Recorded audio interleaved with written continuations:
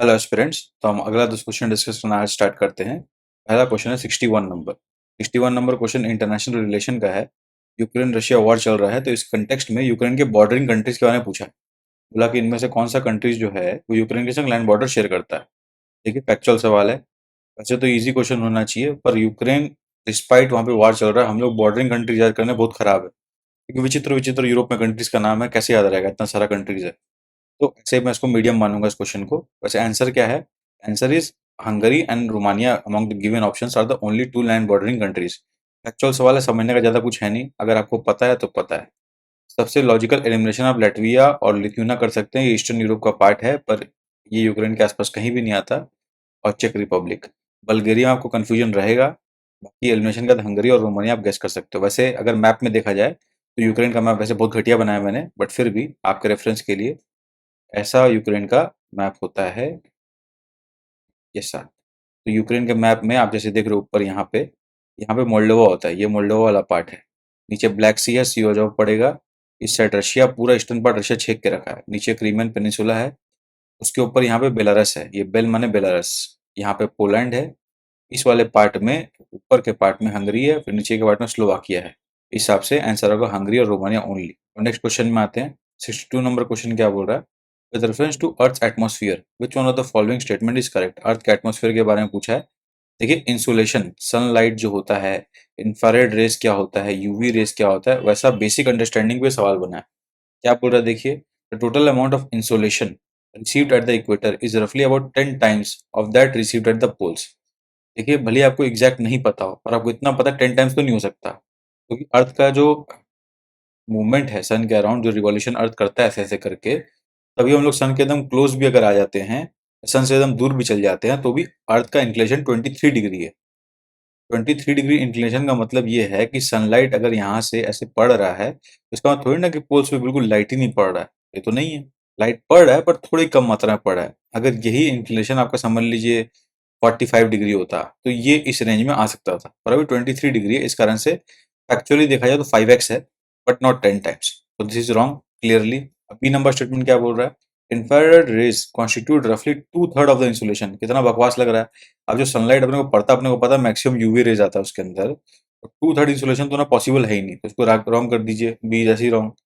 अब infrared waves are largely absorb by water vapour that is concentrated in the lower atmosphere. देखिए, logical लग रहा है।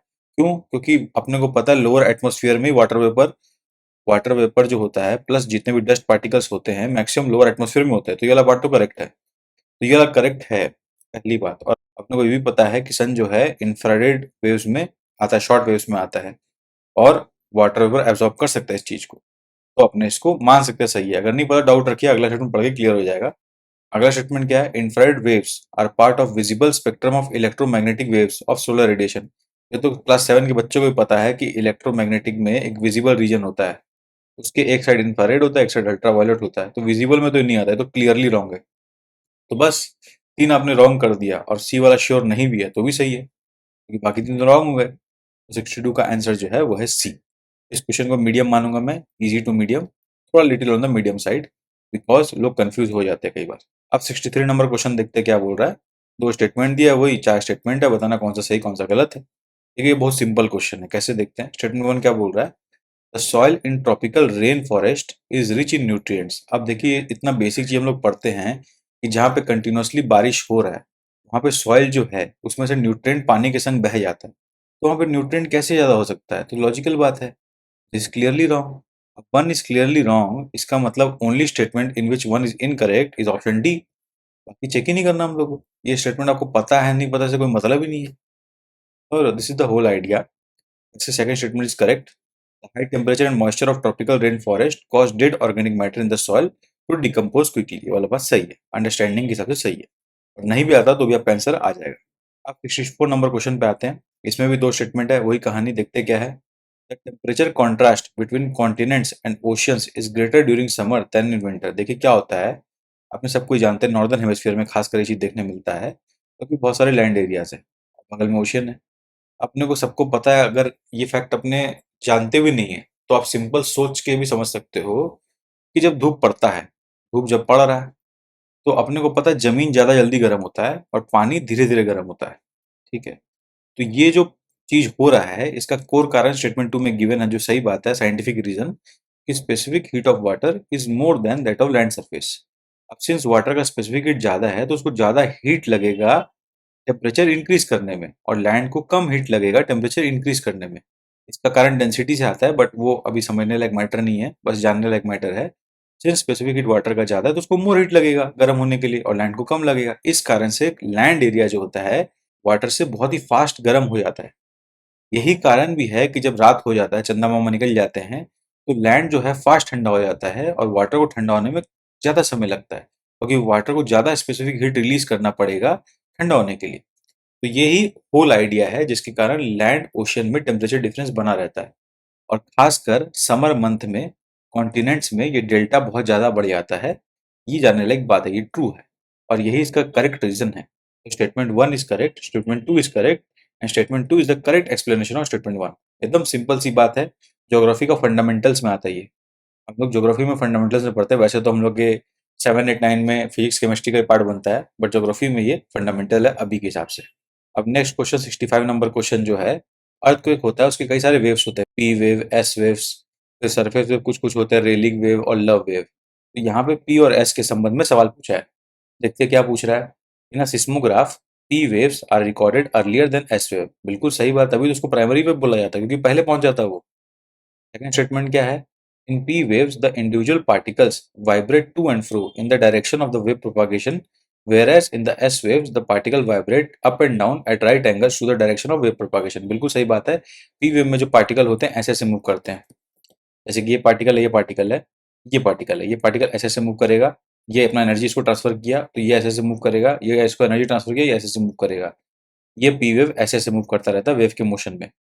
S wave क्या होता है? ये पार्टिकल है, ये पार्टिकल है, ये पार्टिकल है। एस वेव ऐसे ऐसे मोशन करता है अप एंड डाउन, ये अगला पार्टिकल ऐसे मोशन करता है, ये अगला पार्टिकल ऐसे मोशन करता है। तो वेव ऐसे मूव कर रहा है, और एस वेव जो है ऐसे ऐसे मूव करता है, पी वेव ऐसे ऐसे मूव करता है। ये अंडरस्टैंडिंग आपको होना चाहिए। ये समझना कई बच्चों के लिए डिफिकल्ट हो जाता है, इसलिए मैं डायग्राम बना के दिखा रहा हूँ। This is also factually correct. तो बी, इसका आंसर है C, both statement 1 and 2 are correct. अब 66 नंबर क्वेश्चन क्या बोल रहा है? With reference to coal based thermal power plants in India consider the following statement. देखिए कोल बेस्ड के ऊपर काफी क्वेश्चन आ रहा है, कोल काफी क्वेश्चन में है इन जनरल कि हम लोग कोल यूज करें कि नहीं करें, इसलिए ये बहुत ज्यादा क्वेश्चन में आ रहा है। और देखिए उसमें भी वाटर का सवाल पूछा है, कोल प्लांट जो है वाटर बहुत ज्यादा चूस लेता है, तो ये इंपॉर्टेंट क्वेश्चन बन जाता है। ठीक है ना? इसमें स्टेटमेंट 1 क्या बोल रहा है? None of them uses sea water. अब देखिए हम लोग जानते हैं कि कोल में हम लोग सी वाटर जनरली यूज नहीं करते, ठीक है, पर इसका मतलब क्या नन ऑफ देम? तो बहुत ही एक्सट्रीम स्टेटमेंट हो गया। तो देखिए एलिमिनेशन से इसको रॉन्ग मान के चलेंगे अगर नहीं पता तो, ठीक है ना? अब सेकंड स्टेटमेंट क्या है? सेकंड स्टेटमेंट क्या बोल रहा है? None of them is set up in the water stress district. इसका मतलब जहां पे पानी की कमी है वहां पे सेटअप नहीं किया गया। अब देखिए ये भी एक्सट्रीम स्टेटमेंट है कि एक भी कोल प्लांट जो है वहां पे ऐसा जगह सेटअप नहीं किया गया जहां वाटर स्ट्रेस डिस्ट्रिक्ट है, तो हो सकता है रॉन्ग हो। तो एलिमिनेशन के लॉजिक से इसको भी एक्सट्रीम की तरह रॉन्ग मान के चलेंगे। अब थर्ड स्टेटमेंट देखते हैं, none of them is privately owned. ये तो क्लियर लग रहा है रॉन्ग होगा, मतलब कि ऐसा कैसे मान ले, मतलब कोई भी कोल जो है प्राइवेटली ओन्ड नहीं हो। इसका तो एग्जांपल भी आपको बहुत सारे भतेरे मिल जाएंगे, ठीक है। तो ये भी एक्सट्रीम है और क्लियरली दिख रहा है, तो रॉन्ग होने के चांसेस बहुत ज्यादा है, तो 3 भी रॉन्ग है।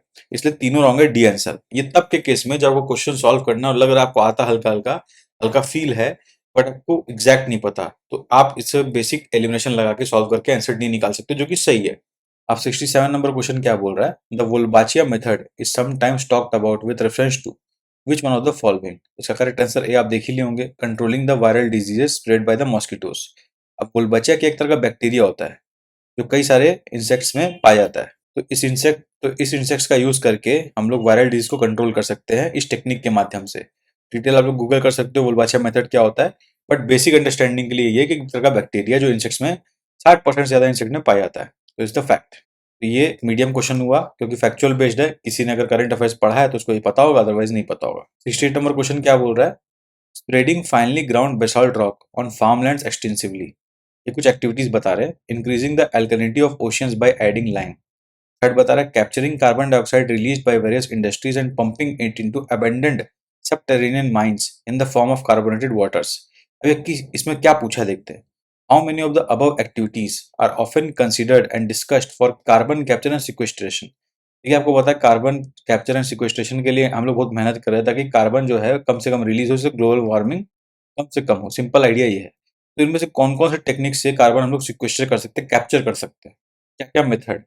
तो एक्चुअल में तीनों मेथड एप्लीकेबल है। Answer is C all 3। देखिए थोड़ा-सा फैक्चुअल है, थोड़ा-सा कॉन्सेप्चुअल है। फैक्चुअल इसलिए क्योंकि ये सब का नाम आपने कभी नहीं सुना तो आप समझ भी नहीं पाओगे, ठीक है? और आप सिंपल इंग्लिश पढ़ के अगर समझने का ट्राई करोगे, फार्मलैंड पे आपने बेसाल्ट रॉक बिछा दिया तो कार्बन कैप्चर कर लेगा। सिमिलरली आपने ओशियंस है, अगर आपने इतना ये नहीं समझ में आया तो ये भी समझ सकते हो कि ओशन में जब कार्बन कैप्चर होता है तो ओशन एसिडिक हो जाता है। तो पहले से अगर अल्कलाइन डाल के रखें और एसिडिटी कार्बन की वजह से आ जाए तो न्यूट्रलाइज हो जाएगा ओशन, जो कि ओशन के लिए बेटर है। This is also logically seems right. वैसे आप सोच सकते हो, थर्ड तो क्लियरली राइट दिख ही रहा है।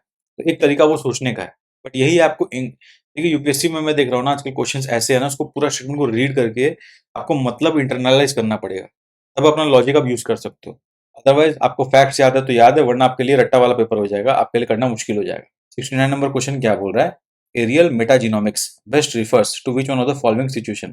बिल्कुल यही आंसर है, collecting DNA samples from air in habitat at one go. देखिए एरियल से समझ में आ रहा है एयर का कोई ना कोई रोल है, हवा से कुछ कर रहे हैं। मेटाजीनोमिक्स का मतलब है जेनेटिक एनालिसिस करना, जीनोम्स का जो एनवायरनमेंट में कलेक्ट किया गया सैंपल के द्वारा, उसका मतलब ये है। अभी कौन सा एनवायरनमेंट? Aerial environment. इस तरफ से ए जो है मोस्ट सुटेबल आंसर। अगर आप खाली इंग्लिश ट्रांसलेशन को समझ लो इसका मतलब क्या होता है तो भी आप ए आंसर निकाल सकते हो। Answer is a. But otherwise थोड़ा सा अगर आपको वर्ड समझने में दिक्कत आ रहा है तो आपको फैक्चुअली अगर करंट अफेयर्स में पढ़ा हुआ है तो इसको आंसर कर पाओगे। Otherwise you should skip such question, but ideally it is easy question मेरे हिसाब से, इसको हर बच्चे को अटेम्प्ट करना चाहिए। A is the answer.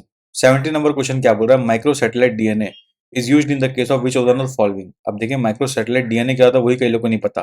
Micro satellites का डीएनए में मतलब है शॉर्ट टेंडम रिपीट्स, एक टर्म होता है जिसको माइक्रो सैटेलाइट्स ही बोलते हैं। एक तरह के बेस पेयर्स होते हैं डीएनए के। अब इनको क्या है, एक से लेकर 6 तक या अधिक नंबर में लगाया जाता है एक साथ कंटिन्यू रिपीटेड फॉर्म में एक पर्टिकुलर जीनोमिक लोकेशन पे। समझ लिए एक लोकेशन है यहाँ पे, इसको इस तरह प्लांट किया जाता है, लगाया जाता है। किस लिए लगाया जाता है? एक फैमिली में डीएनए पैटर्न्स को स्टडी करने के लिए, इनहेरिटेंस को स्टडी करने के लिए, या कोई क्रिमिनल प्रोफाइल बनाना है। बेसिकली समझ लीजिए डीएनए प्रोफाइलिंग के इसका की यूज है। तो ये हेल्प करता है समझने में किसी इंसान के डीएनए को, उसके इनहेरिटेंस को, उसके फैमिली को, उसके आइडेंटिटी को। This is the core purpose. आप समझ लिए जीन का एप्लीकेशन, जीनोमिक्स का एप्लीकेशन क्या है उसके ऊपर सवाल था। सीम्स डिफिकल्ट जिस तरह से पूछा गया, but it's easy to medium question. इसका आंसर है ए। देखिए साइंस एंड टेक का मिक्स सवाल था। ऐसा आप देखो आज जो क्वेश्चन डिस्कस किए उसमें मैक्सिमम फैक्चुअल क्वेश्चन ज्यादा थे, जिनमें ज्यादा लॉजिक भी बैठ सकता है, ठीक है ना। कुछ कुछ टर्म्स मतलब या इंग्लिश का अंडरस्टैंडिंग तो एटलीस्ट होना ही चाहिए ऐसे क्वेश्चन को सॉल्व करने के लिए। इसी तरह अगले 10 क्वेश्चन को हम डिस्कस करेंगे नेक्स्ट वीडियो में। तब तक के लिए best wishes for the examination.